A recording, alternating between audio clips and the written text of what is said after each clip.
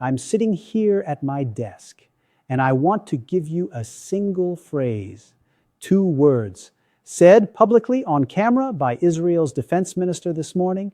2 words that tell you everything about where this war is going and how it ends. The Gaza Model, that is the phrase.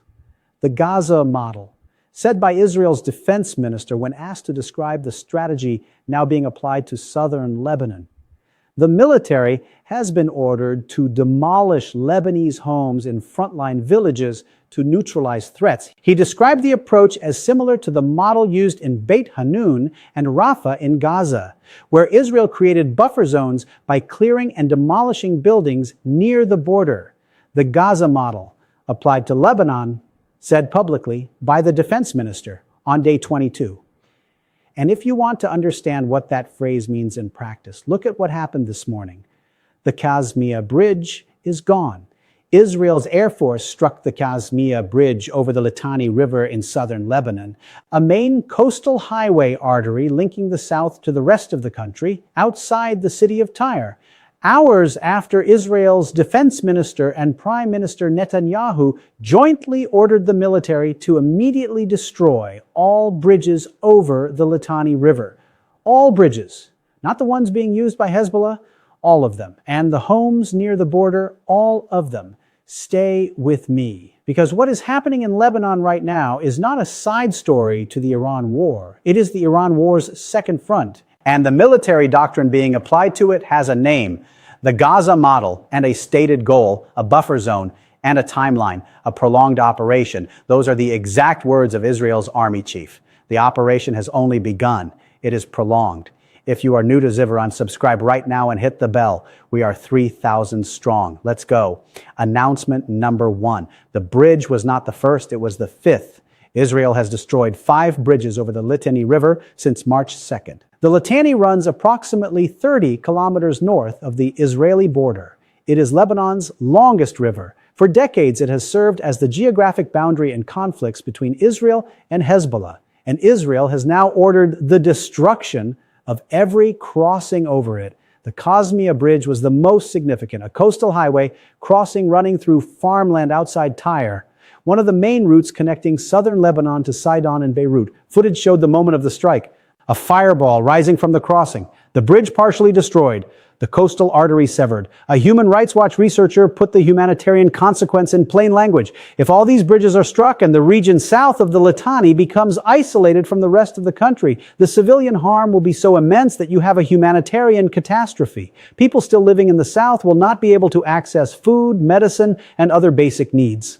A humanitarian catastrophe. Those are not political words. Those are the words of someone who has spent a career calculating the civilian consequences of infrastructure destruction. More than 1,000 people have been killed in Lebanon since March 2nd. Over 1 million displaced. 19% of the country's entire population forced from their homes in 3 weeks, and the army chief says it has only begun. Let that land received. Announcement number 1.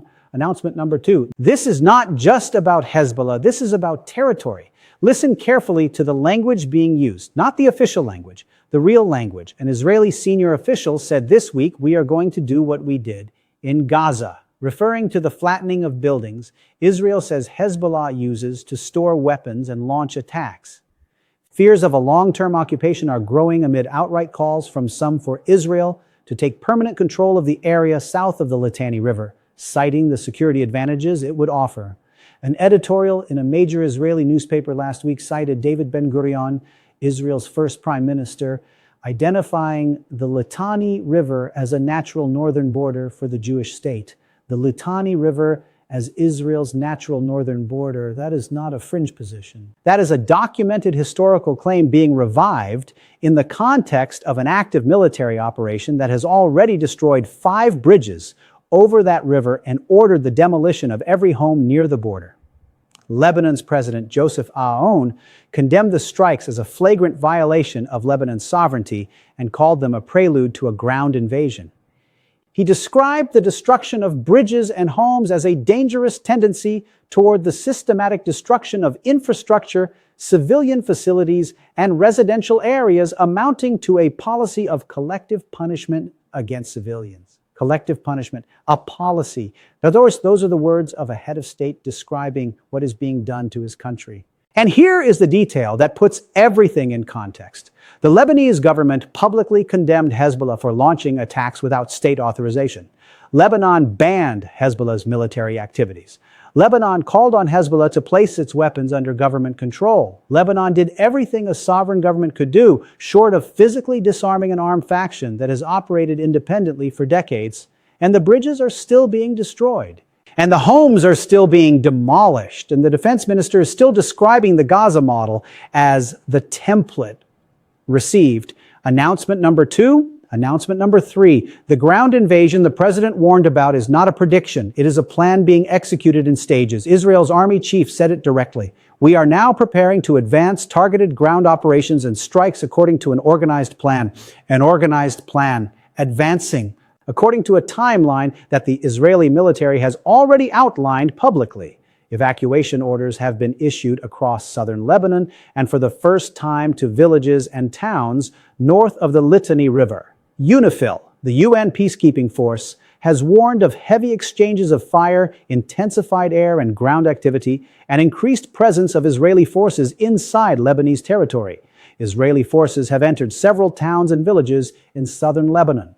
Kfar Kila, Hula, Kfar Shuba, Yarun, Kiam, ground incursions, not airstrikes, boots on Lebanese soil. A Chatham House analyst described the situation plainly. From Israel's perspective, this is an opportunity to go after Hezbollah in a serious way. The calculation in Israel is that can only be done through an invasion.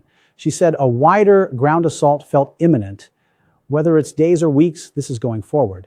Days or weeks, this is going forward. The war started in Iran on February 28th. It moved to the Strait of Hormuz. It moved to Karg Island. It moved to Qatar's LNG facility. And now it is in Lebanon, with 5 bridges destroyed, with homes being demolished, with the Gaza model being cited by name, and with an army chief who says the operation has only begun. The ground invasion the Lebanese president warned about is not a prediction anymore. It is a plan being executed one bridge at a time. Subscribe to Zyvaron and hit the bell. We are 3,000 strong. Drop a comment. Do you think Israel launches a full ground invasion of Lebanon this week? I read every single one.